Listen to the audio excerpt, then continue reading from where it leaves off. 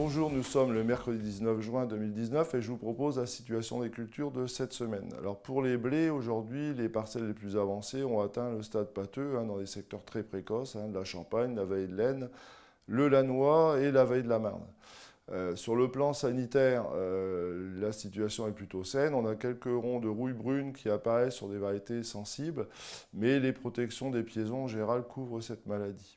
Dans les secteurs les plus tardifs, type Saint-Quentinois, Thiérache, on est encore au stade laiteux, pâteux, donc des blés qui sont encore sensibles à ces maladies, mais la protection fongicide des piaisons, normalement, couvre aussi ces maladies.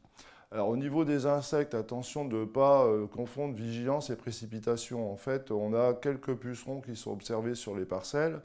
Je vous rappelle que le seuil de nuisibilité est de 1 épi sur 2 colonisé par au moins un puceron, ce qui est rarement atteint à l'heure actuelle. Ça, c'est le premier point. Le deuxième point, c'est que les parcelles les plus avancées, finalement, sont sorties de la période de risque. Dès qu'on est au stade pâteux, finalement, le risque puceron est écarté. Et puis, troisième point, on a une régulation naturelle qui est arrivée sur les parcelles, on a des larves de coccinelles, des cirfes, et donc on a une régulation naturelle qui se met en place. Donc pas de précipitation sur les insecticides, la situation est normale, conforme à ce qu'on a l'habitude de voir depuis quelques années. Alors au niveau des orges de printemps, en fait on est au grain pâteux pour beaucoup de parcelles, donc la situation est saine et plus d'intervention à envisager aujourd'hui. Sur les protéagineux, on est fin floraison pour les pois, avec des étages de gousse assez nombreux et bien remplis. Donc on a des potentiels de parcelles assez bons.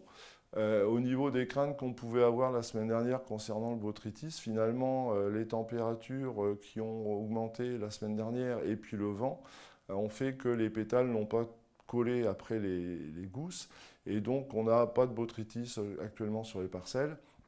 Et puis l'anthracnose est limitée aujourd'hui aux feuilles basses, donc on a des situations qui sont plutôt saines. Au niveau des pucerons verts, quelques pucerons verts, mais on est loin du seuil de nuisibilité. Par contre, on a des vols de tordeuses qui sont importants, puisque sur le Lannoy, on a atteint 1000 captures sur 3 semaines, ce qui est quand même assez exceptionnel, avec des vols assez importants dans la région. Donc, rapprochez-vous du bulletin de santé du végétal des Hauts-de-France pour savoir les vols, la quantité de vols dans les régions. Sachant que les traitements insecticides sur ce parasite, finalement, sont déclenchés à partir de 400 captures dans les pièges. Au niveau des févroles, on est aussi fin floraison avec des étages de gousses qui sont importants. On va jusqu'à 9 étages de gousses cette année, avec des févroles qui sont finalement assez belles. Les pucerons noirs ont souvent été traités, puisqu'en fait, on n'avait pas vraiment une grosse régulation naturelle cette année. On a plutôt des plantes qui sont aujourd'hui saines. Et puis, on a des coccinelles qui sont arrivées depuis 10 jours sur ces parcelles. Donc, finalement, la situation est plutôt favorable. Au niveau des maladies, pour l'instant, on n'a rien de particulier. Là, maintenant, à ce stade-là, on va surveiller la rouille, puisque c'est plutôt une maladie de fin de cycle. Et sur des févroles qui ont du potentiel, finalement, il faut être assez vigilant sur cette maladie qui peut quand même être très nuisible. Alors pour les févroles, on a toujours ce fameux problème de bruche.